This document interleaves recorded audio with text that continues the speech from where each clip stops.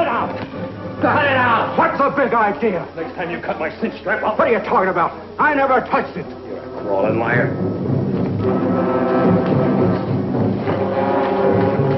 Let me go. I'll kill him. I mean, I'll kill him.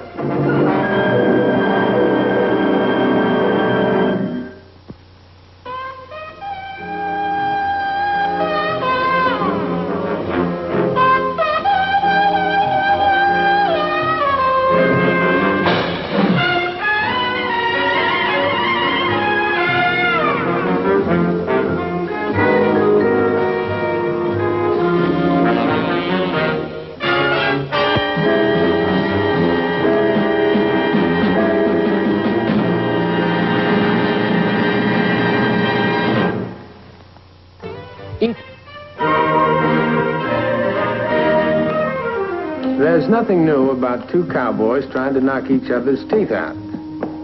So I was surprised when one of them routed me out of bed that night and asked me to hot-foot it over to the garden. You looking for someone, Mac? Yeah, Ed Murdoch. He's over there.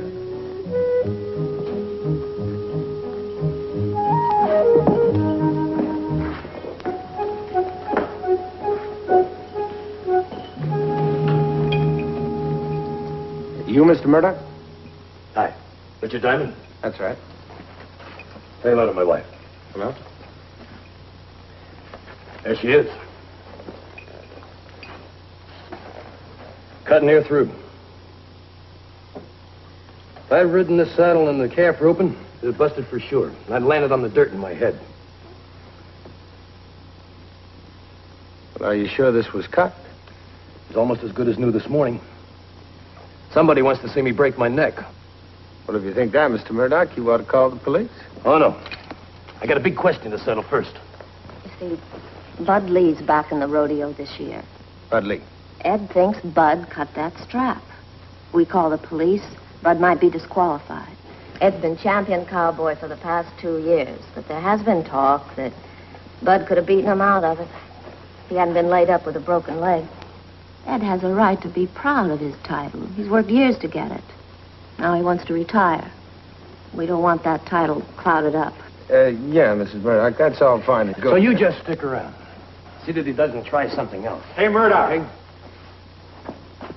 Come check the new pony. Excuse me. I'll be right back. Yeah, sure.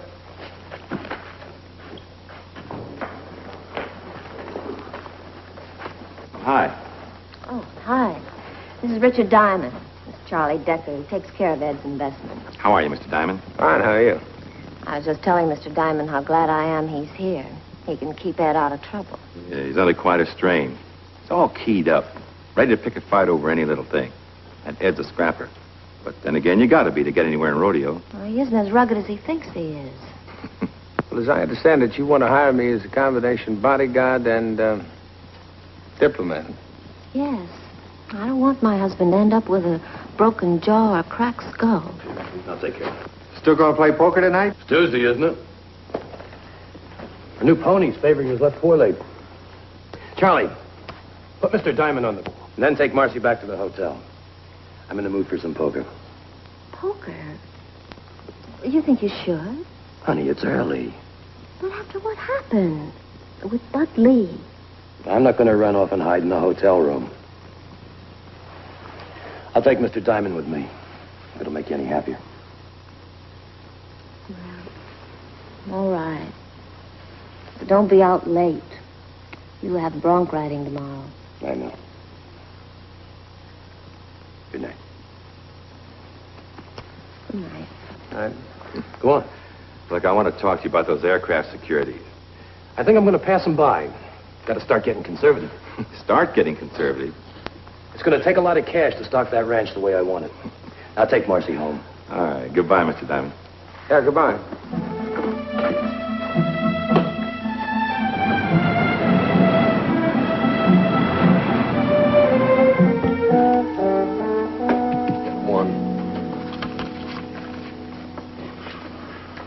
I'll raise you. I was afraid of that. Come on, Bud. Take it easy, huh?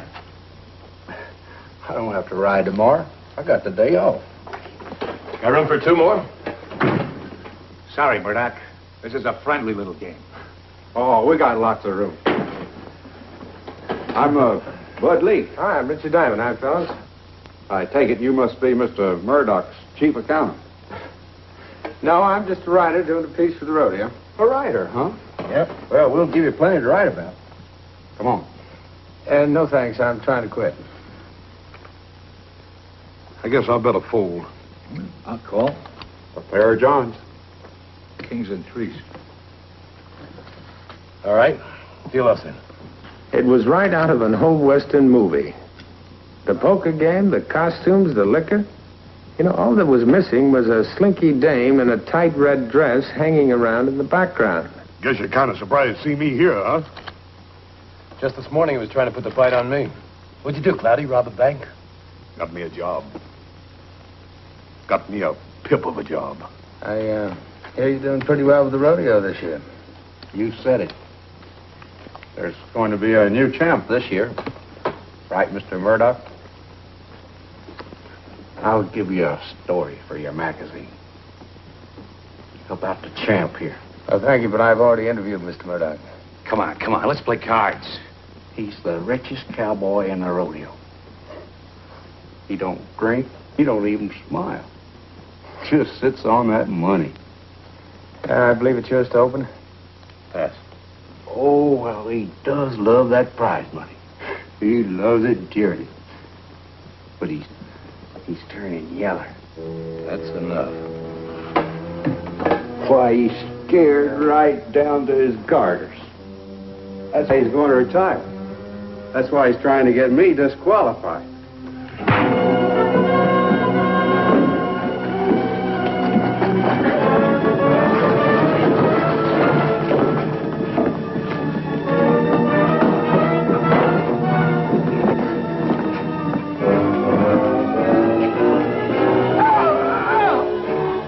You gonna cool off? Okay. Take him home. Come on. Let go. Nothing wrong with me. Yeah, well, you wait till tomorrow morning. Tomorrow morning? Yeah. Tomorrow morning. Hey, I got another story for you. You see this here slug? That bullet was fired by a very famous man. A very famous man. And he gave me the gun, too. Hey, where's my Roscoe? Here, right here. My good luck charm. It don't bring me much luck, but it's all I got. Come on, let's go. You're okay for a writer. Yeah, thanks a lot.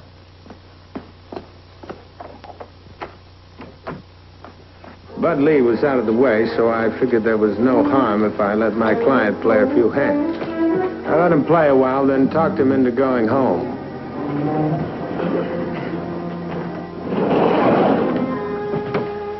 Guess you noticed I don't run with a herd much.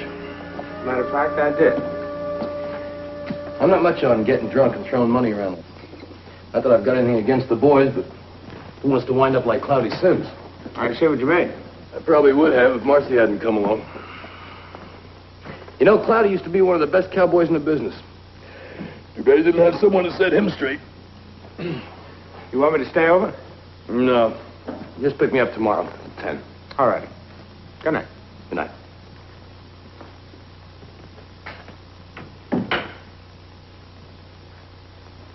Marcy! I'm out here, darling. Got home early. Mm-hmm. Oh, Ed. What happened this time? Nothing. Ed, that shirt did not get torn by itself. Darn humidity in this town stiffens up a rope like glue. I hate to sound like a schoolmarm, but when are you going to learn how to behave? When are you going to leave me alone?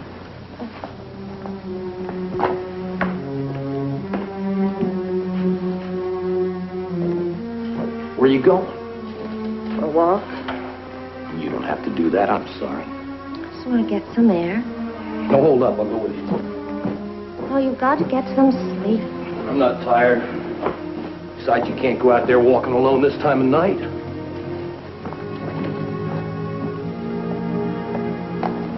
Oh, look, darling, I don't like henpecking you all the time. I guess you got plenty of reason.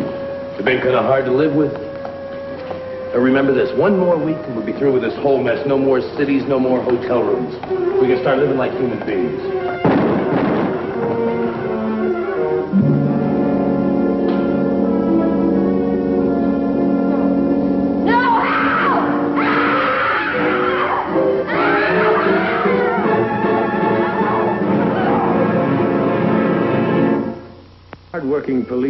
Our hard-working police department got me up at the crack of dawn. They battered me with a dozen questions about Ed Murdoch and then hauled me downtown. I had plenty of company, but that was no consolation. Nobody was feeling particularly sociable.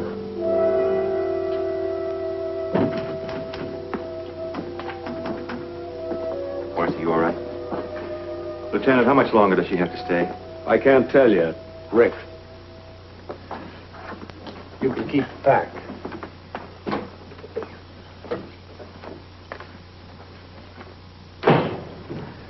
Fine detective you turned out to be.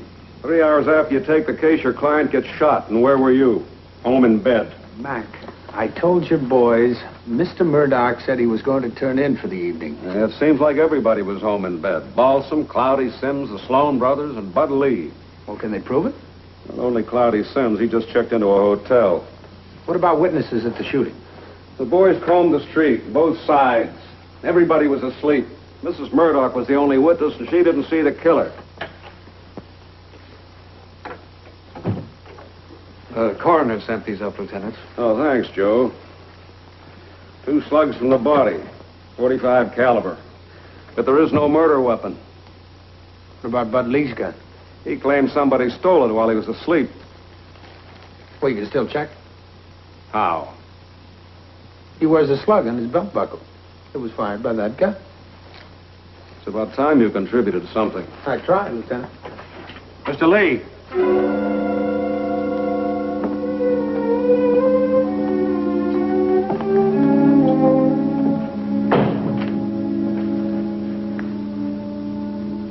Where did you get that slug? Will Rogers gave it to me. Will Rogers? He and my old man were buddies way back. Gave it to me when I was a kid. Gave me the gun, too. Where is the gun? I told the lieutenant. It's gone. I'd like to borrow that belt for a while.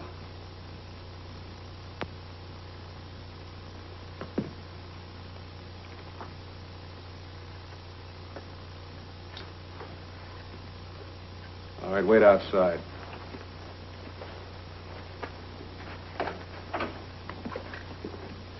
Joe.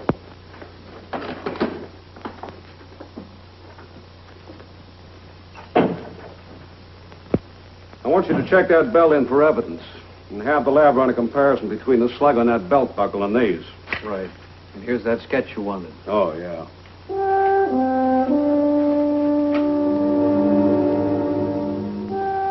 Mrs. Murdoch, please.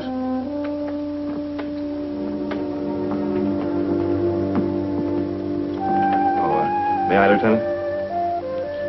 All right. Thank you. Now, Mrs. Murdoch, this is a sketch of the street where the shooting took place. Will you please show me where you were? You mean when the shots were fired? Yes. Here. Mm-hmm. Now, where did the shots come from? That doorway. Here. Now, think clearly, Mrs. Murdoch. Did you see who it was? It was too dark in the doorway. I did hear something, though. What? A woman running away. A woman? I heard high heels clicking on the pavement. But you didn't see who it was. No. All happened too fast. Well, thank you, Mrs. Murdoch. Will you wait outside, please? Thank you.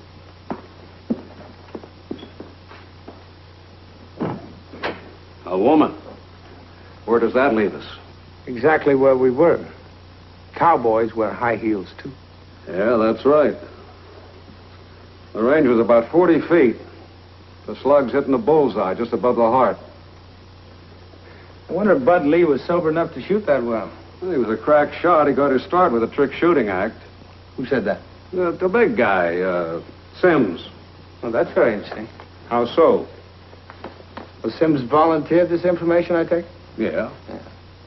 Well, Ed Murdoch told me that Sims put the bite on him for some cash. Yet that evening he showed up at the poker game with a bankroll. He kept talking about a pip of a job he had. Sims.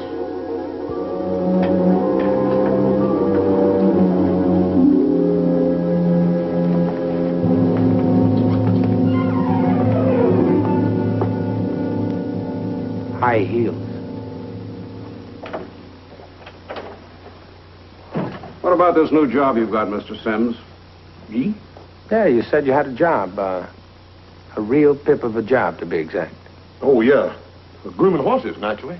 For whom? Well, I can't recall his name just offhand. That's why they call me Cloudy. But I'd know him by sight.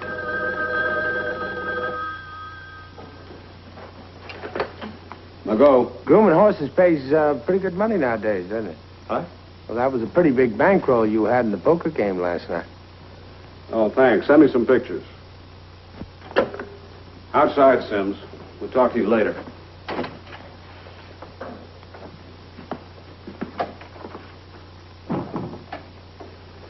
Ballistics. The slug on Bud Lee's belt matches those from Murdoch's body.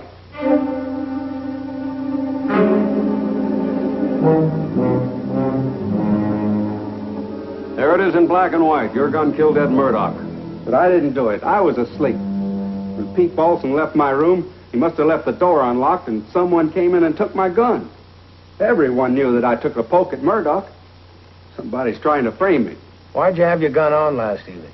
I told you, it's a good luck charm, a souvenir. Did you always carry it? Well, come on, did you? We can easily find out. I've just been carrying it these past few days. Why? Well, you see, I've been doing pretty good in the rodeo, and, well, I'm so close to being champion, I carried my good luck charm, my gun. Will Rogers said it'd always bring me good luck.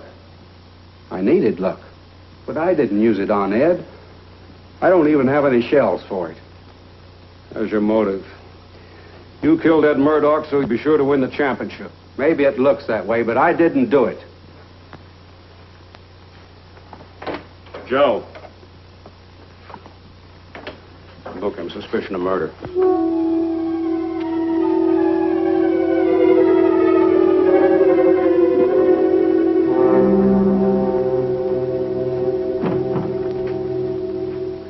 I guess I'll have to thank you for this. Yeah, me and my big fat magnifying glass. Don't tell me you feel sorry for this character. No, Lieutenant, just you. In case it turns out that he's innocent.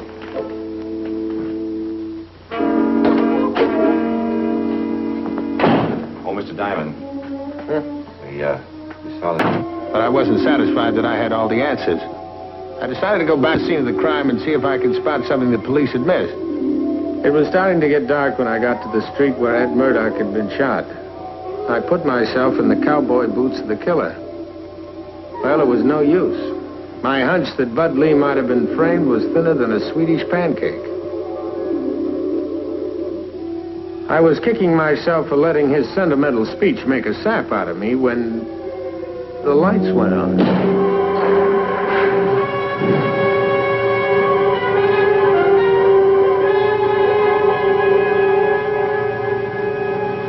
Okay, let's go. Mrs. Murdoch, that doorway lit up like a Christmas window. You must have had a first-hand look at whoever shot your husband. I did not see him. And anyway, you don't have any right to come into this apartment. I don't have any right. Look, the last time around you said it was a woman. Now it's a man. I said I thought it was a woman.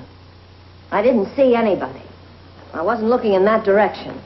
Lady, a gun goes off 40 feet away, and you don't turn around to see who fired it? No, I did not. Now, why should I lie? Because you set your husband up like a tin duck in a shooting gallery. You knew he was going to be killed. I did not. Listen, I loved my husband. Enough to spend the rest of your life with him on a lonely ranch? No, Mrs. Murdoch, I don't think so. You're just not quite the type. Get out. Go on, you heard me. Get out. Certainly. Right after I call Lieutenant McGough. And this is my telephone in my apartment, and I told you to get out of here. You heard the lady. Charlie. Well, Mr. Decker. Put your hands up, Mr. Diamond. I wasn't going to stand by when he turned us in. Diamond, why'd you keep poking your nose in this? You got paid off. I hate loose ends. It offends my sense of order. I don't think you're going to have to worry about that much longer. Charlie, what are you going to do? You're going to get my car and drive it around to the back entrance. I'll take him down in the service elevator. No, Charlie, I don't want any more killing. There's no other way. Well, get your coat. Let's go.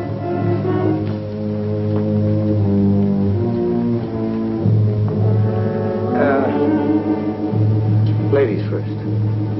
After you.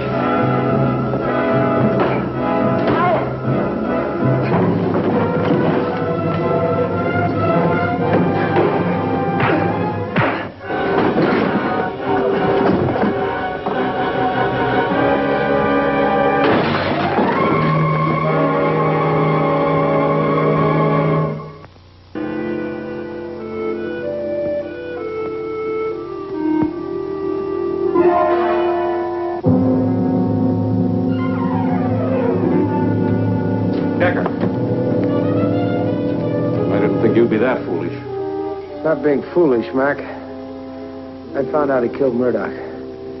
Hey, man, suspicion of murder. Now, wait a minute, Lieutenant. We'll talk about it downtown. Out.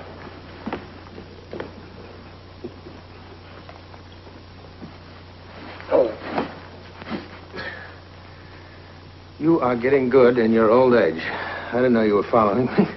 I wasn't. I worked on Cloudy Sims. Finally got him to tell me where he got that bankroll. You mean the one he had in the poker game? Yeah, hush money from Decker. Sims saw Mrs. Murdoch cut her husband's saddle strap. I came here looking for those two. Glad you arrived on time. You're not upset by a little old 38, are you? The 38? No. It was just the indignity. Indignity? Yes. Being saved by you.